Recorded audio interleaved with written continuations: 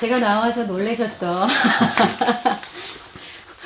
원래 제가 셋째 주에 설교하는데 어떻게 오시는 날에 셋째 주가 됐습니다.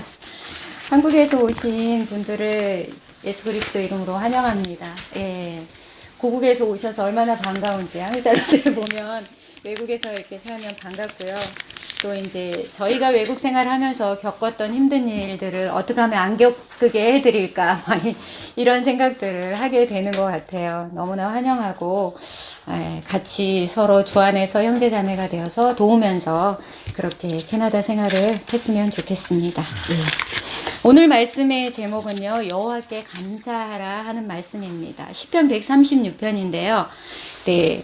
제가 오늘 원래 시편 136편이 1절에서 26절까지 있는데 제가 너무 길어서 제가 9절까지만 이제 교독 말씀으로 했는데요. 제가 다시 한번 여러분에게 봉독해 드리겠습니다.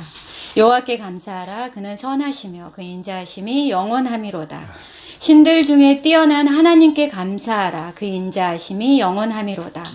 홀로 큰 기이한 일들을 행하시는 이에게 감사하라. 그 인자하심이 영원함이로다. 지혜로 하늘을 지으신 이에게 감사하라. 그 인자하심이 영원함이로다. 땅을 물 위에 펴신 이에게 감사하라. 그 인자하심이 영원함이로다. 큰 빛들을 지으신 이에게 감사하라. 그 인자하심이 영원함이로다. 해로 낫을 주관케 하신 이에게 감사하라. 그 인자하심이 영원함이로다. 달과 별들로 밤을 주관하게 하신 이에게 감사하라. 그 인자하심이 영원함이로다. 아멘. 오늘 말씀인 시편 이 136편은요. 대찬양시예요. 더 그레이터 할렐이라고 하거든요. 근데 이거는 시편에 있는 찬양시 중에서 가장 길고 이렇게 아까 우리 교독하듯이 제사장이 먼저 여호와께 감사하라 하고 크게 외치면 레위인들, 레위 성가대나 아니면 회중들이 그 다음을 하는 거예요. 그는 선하시며 그 인자하심이 영원함이로다 하고 계속 이렇게 하면서 이게 26절까지 이렇게 이어지는 대찬양시라고 하거든요. 그래서 하나님이 인자하심이 영원하다는 말을 계속 하는 거예요.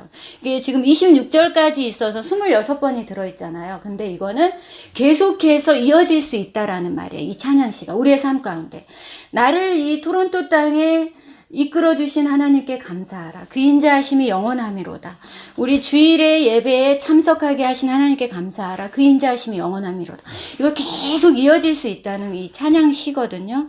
그래서 여러분도 아시는 책 탈무드 아시죠? 이스라엘 유태인의 지혜서예요. 거기에서는 말하기를 이 찬양시가 유태인의 절기인 유월절, 맥추절, 장막절 같은 유대인의 큰 절기에서는 항상 이게 불려진 거예요. 그러니까 제사장하고 레위인 성가대하고 회중들하고 다 같이 하나님 앞에 큰 소리로 올렸던 찬양시가 오늘 시편 136편입니다. 오늘 말씀은 먼저 1절에서 3절은 할렐루야를 말하고 있어요. 여호와를 찬양하라는 거예요. 하나님을 찬양하라는 거. 그리고 4절에서 9절까지는 창조주 하나님께 감사하는 거예요. 아까 말했죠. 낮을 지으시고 밤을 지으시고 땅을 지으시고 하늘을 지으신 지혜를 지으신 하나님. 그리고 10절에서 26절은 구원자이신 하나님께 대하여 감사하고 찬양하라고 말하는데 이스라엘 백성을 애굽에서 이끌어내신 하나님께 감사하라. 우리 대적에게서 전쟁 가운데서 우리를 살리신 하나님께 감사하라. 우리 삶 가운데 힘든 가운데 있는 하나님께 감사하라. 그런 구원자 하나님에 대해서 감사하며 찬양하고 있습니다. 그러면 우리가 먼저 천지를 창조하신 위대하신 하나님에 대해서 이렇게 지금 말씀에서 보고 있는데요. 1절에 여호와께 감사하라. 그는 선하시며 그 인자하심이 영원함이라고 말씀하십니다. 말씀에서 하나님은 선하시다고 이야기하시잖아요. 선하다는 말은 히브리어로는 토브라는 말인데요. 이게 선하다, 올바른, 의로운, 그리고 충실하다는 말이 선하다는 말이에요. 그리고 이것은 도덕적으로, 영적으로, 실제적인 삶 가운데 내가 기본적으로 그렇게 살아야 하는 삶에 일치하는 행위를 말하는 거거든요. 그리고 여기서 말하면 인자하다는 말이 있잖아요. 그러면 이 인자 그러면 우리는 그냥 사랑 이런 식으로 생각하잖아요. 근데 이 인자하다는 말이 히브리어로는 헤세드예요. 헤세드인데 이게 히브리어가 그리스어하고 라틴어로 번역되어서 그쵸? 그리스어하고 라틴어로 번역되고 이게 또 영어로 번역되고 이게 한문으로 중국어로 번역되고 또 한글로 번역이 됐어요. 그러다 보니까 이게 지금 원래의 뜻과 다르게 해석되는 경우들이 많거든요. 그래서 히브리어 단어 헤세드를 모두 우리 한글 성경에는 자비라고 번역을 하고 있지만 원래 이 단어는 뭐냐면 계약 당사자들, 계약하는 당사자들, 컨트랙 했잖아요. 집 하실 때 당사자들 간에 적용되는 단어로서 서로에 대한 충성과 성실을 강조하는 거예요. 충성과 성실을 강조하고 우리가 하나님을 찬양할 때 그 이유가 우리가 할 수 없는 일을 하나님이 하셨잖아요. 천지를 창조하시고 우리를 만드시고 우리를 대적에게서 구원하시고 이런 말들을 행하시지만 하나님은 뭐냐면 신실하게 우리와의 관계를 지킨다는 거예요. 그 선하심이. 그러니까 하나님은 우리와의 관계를 절대 우리가 어떤 잘못을 해도 파기하지는 않으신다는 거예요. 그 계약 자체를. 그래서 하나님은 그 관계를 지키시기 위해서 노력하시는 분이에요. 그래서 자기 백성과 맺은 언약에 대해서 신실한 하나님의 속성을 말하는 것이 그는 선하시며 그 인자하심이 영원함이로다 라고 말하고 있습니다. 예. 요한복음 1장 3절에서는 만물이 그로 말미암아 지은 바 되었으니 지은 것이 하나도 그가 없이는 된 것이 없다고 말씀하고 있습니다. 또 사도행전 17장 24절 25절에서는 우주와 그 가운데 있는 만물을 지으신 하나님은 천지의 주제시니 손으로 지은 전에 계시지 아니하시고 또 무엇이 부족한 것처럼 사람의 섬김을 받으시는 것이 아니니 이는 만민에게 생명과 호흡과 만물을 친히 주시는 이심이라고 말씀하고 있습니다. 그래서 천지를 창조하신 하나님의 위대하심은 우리 여기 성경의 말씀에 정말 여러 군데서 우리에게 증명하고 있습니다. 그래서 두 번째는요. 구원의 하나님께 감사하는 것입니다. 하나님께서는 이스라엘 백성을 가나안 땅으로 인도하셨습니다. 종살이하던 애굽 땅에서 가나안 땅으로 인도하시는데 하나님은 새 힘을 공급하심으로 인도하십니다.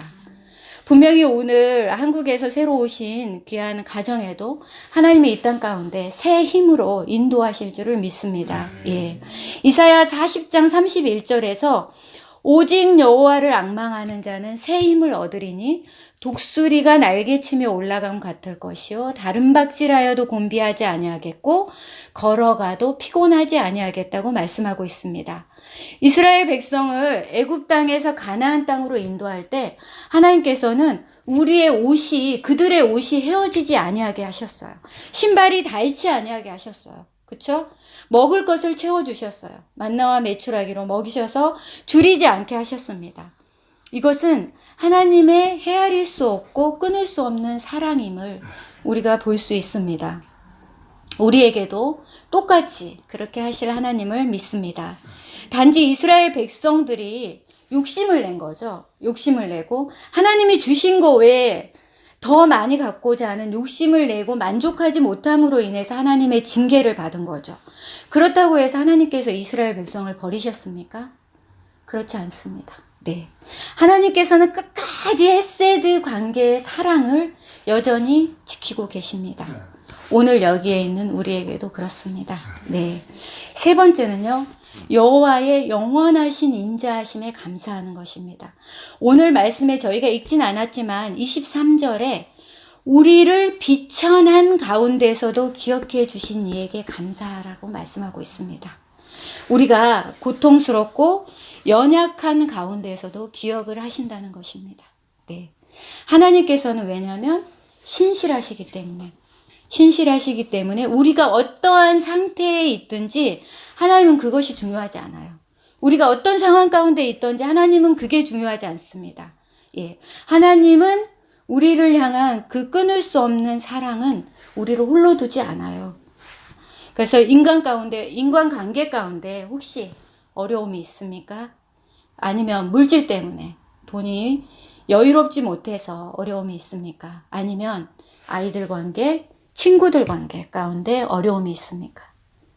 새로운 환경 가운데 혹시 두렵고 떨림과 어려움이 있습니까? 오늘 말씀을 기억하시길 바랍니다. 그 모든 것을 하나님께서 기억하신다고 말씀하고 있습니다. 믿는 자들에게는 그렇게 될 줄로 믿습니다. 믿음은 입술로 시인하는 것입니다. 또 오늘 말씀 25절에 보니까 모든 육체에게 먹을 것을 주신 이에게 감사하라. 왜냐하면 그는 선하시며 그 인자하심이 영원하기 때문입니다. 예. 필요를 채워주시는 하나님의 인자하심을 말하고 있습니다. 마태복음 6장 31절에 그러므로 이르기를 무엇을 먹을까? 무엇을 마실까? 무엇을 입을까? 하지 말라. 너희 하늘 아버지께서 이 모든 것이 너희에게 있어야 할 줄을 아시느니라고 합니다. 우리에게 먼저 하나님의 나라를 구하라고 합니다. 그 말은 뭐냐면 하나님을 알라고 하는 거예요. 너희가 나를 잘 모르니까 나를 오해하는 거야. 너희가 나를 잘 모르니까 내 말을 잘 믿지 않는 거야. 이렇게 말씀하고 있습니다. 너희가 나를 알면은 너희의 생각과 삶이 바뀔 거야. 내가 일하는 것을 보게 되고 알게 되어 너희 염려하지 않게 될 거야 라고 하나님 계속 말씀하고 있습니다. 그렇다고 우리가 전혀 염려하지 않을 수 있나요? 오늘 말씀은 그냥 우리의 상태가 어떠하든지 하나님은 선하다고 말씀하고 있습니다. 우리가 어떠하든지, 우리가 슬픔이 아무리 크든지, 우리의 두려움이 어떠하든지 하나님은 선하시다는 찬송을 계속해서 고백하고 있습니다. 실패가 아무리 커도 하나님의 자비는 실패하지 않습니다. 예. 여러분, 교회가 그 캐나다 교회 막 동성애를 찬성하고 막 이런 캐나다 교회를 보면서 사람들이 교회가 죽어가고 있어. 이 교회를 어떡할 거야? 하고 있죠. 우리 다 걱정하고 있잖아요. 염려하고 있잖아요. 근데 교회가 죽어가는 것 같고 다시 소생하지 않을 것 같으나 하나님의 자비가 교회를 주님이 오시는 그날까지 존속하게 하실 것을 믿습니다. 왜냐하면 신실하신 하나님, 헤세드의 하나님이시기 때문입니다. 우리들에게도 마찬가지입니다. 하나님의 사랑은 독생자 예수 그리스도를 십자가에서 죽게 하신 피 흘림의 대가를 지불하신 사랑입니다. 아무도 할 수 없는 무한한 사랑인 것이죠. 온 이스라엘이 교만과 불평을 했는데 그것을 인내하고 자신의 아들을 내어주신 그 사랑입니다. 예. 우리는 무엇을 할 수 있습니까? 우리는 하나님의 혜택을 받을 뿐 하나님 앞에 어떤 기여도 할 수 없습니다. 하나님은 우리가 뭘 기여하는 것을 바라시거나 필요하지 않는 분이십니다. 전적인 하나님의 사랑에 의해서 구속받은 우리는 그렇기 때문에 하나님을 찬양해야 합니다. 우리를 구속하신 그 사랑이 인간이 하나님을 찬양해야 되는 최고의 이유인 때문입니다. 예. 여러분 시편 136편 다음이 137편인데요. 이거는 이스라엘 백성들이 바벨론 포로에서 돌아와서 지난날 그 바벨론 포로 생활할 때 고난을 회상하면서 부른 찬송시거든요. 이 136편 찬양도요. 결코 평안할 때, 부유할 때 부른 찬송시가 절대 아니에요. 하나님의 구원의 역사를 인정하면서 감사함으로 부른 찬송입니다. 그래서 그 인자하심이 영원하다는 고백을 하고 있습니다. 그 확고부동한 사랑을 확신하며 부르는 찬양입니다. 현재 우리 삶이 어찌하든지 신실하신 하나님을 믿고 나아가는 더 그레이트 할렐이 되기를 원합니다. 그래서 제가 마지막으로 저희가 중국에 처음 갔을 때 이야기를 하고 말씀을 마치려고 합니다. 예, 오늘 토론토에 이제 처음 오신 분들이 있으니까 저희가 중국에 처음 갔을 때 그런 부분을 한번 말씀을 드려보고 싶습니다. 저희는 이제 선교사로서 중국을 갔고 자비량 선교사로 중국을 갔기 때문에 후원해주는 사람들이 없었어요. 후원해주는 사람이 없었고 아이 셋을 데리고 정말 기저귀 찬 애까지 데리고 이 친구가 기저귀 차고 갔다 온 친구예요. 중국에 기저귀까지 찬 아이 셋을 데리고 중국을 갔는데 중국과 여기 캐나다 토론토는 엄청난 차이가 있는 지역입니다. 여기는 아주 좋은 곳이에요. 그곳에 비하면. 그때가 2000년도 초니까 그때니까 정말 차이가 많이 나겠죠. 근데 그곳에서 삶은 엄마인 저에게 있어서는 두려움이었어요. 예. 그래서 저는 중국어도 모르고 생활 습관도 안 되고 그러니까 여러 가지가 너무 두려웠습니다. 근데 정말 거기 아는 사람도 없고 붙들 분은 내가 선교사로 나갔기 때문에 하나님 외에는 없었던 거예요. 그러니까 할 수 있는 일이라고는 그 조그만 애들 손을 잡고 기도하는 거 외에는 제가 할 수 있는 게 없었어요. 그래서 아무것도 이제 먹을 것도 별로 없고 하는데 다른 사람들이 만약에 하나님을 안 믿는 사람이 봤을 때는 저 사람들 미친 사람들 아니야? 저 나가서 일자리를 찾아보고 뭔가를 사람을 만나든지 해야지 저기 기도만 하고 있어 이렇게 했을 거예요. 근데 여기 캐나다는 그래도 뭐 교차로나 이런 데 보면 뭐 웨이트리스도 구하고 뭐도 구하고 구하는 데가 많잖아요. 근데 중국은 일할 게 없어요. 그런 게 전혀 없었어요. 그때 당시에는. 그러니까 뭐 일할 수도 없고. 그러니까 할 수 있는 거는 내가 하나님 앞에 정말 기도하고 하나님을 찬양하는 일 외에는 없었어요. 근데 하나님께서는 우리가 기도만 했는데 사람을 만나게 하시고 그 사람을 통해서 저희 살 길을 열어주시는 거예요. 그러니까 내가 나가서 나는 이것을 해서 살 길을 얻어야지가 아니고 나는 무엇을 위해서 내 목적을 갖고 기도하지 않고 그냥 하나님 앞에 어떻게 할까요를 기도했을 때 하나님께서 사람을 붙여주시고 그 사람을 통해서 살게 하셨거든요. 그렇게 하셔가지고 저희는 그 중국의 삶을 살 수가 있었고 처음에 저희가 지금 집세 막 6개월치 내고 막 이렇게 하시잖아요. 저희는 집세 한 2개월치 냈던 것 같아요, 중국에서. 2개월치 내고 뭐 학교에 애들 뭐 다 퍼블릭 보내고 그때 제일 싼데 퍼블릭 보내고 했는데도 남는 게 딱 미화 700불이었어요. 7,000불도 아니고 700불이었어요. 예. 그걸로 시작한 저희의 중국 생활은 그 선교사역과 공부와 그리고 남은 물질들을 다른 사람 공부하는 유학생들을 도와줄 수 있을 만큼 하나님께서 채워주셨어요. 그러니까 이게 사람의 생각으로는 할 수 없지만 하나님이 일하시니까 그렇게 됐습니다. 그래서 우리 하나님은 정말 그런 분이거든요. 우리의 삶 가운데 역사하시는 그런 분. 여기 캐나다에 유학을 오면 한국에서 중상류층이 돼야 된대요. 그러니까 필리핀 같은 경우는 중류층이나 하류에서 약간 상층 이쪽이 필리핀을 가고 여기 캐나다는 중상류층이 와야 살 수 있는 곳인데 뭐 목사님네 가정도 그렇고 저희 가정도 그렇고 중상류층도 아니고 하상류층도 아니고 거의 하류층이 와서 사는데 살아가고 있어요.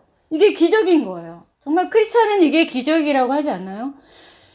전세가 계산기를 두드리면 절대 나올 수가 없어요. 가계부를 쓸 수가 없는 가정들이에요.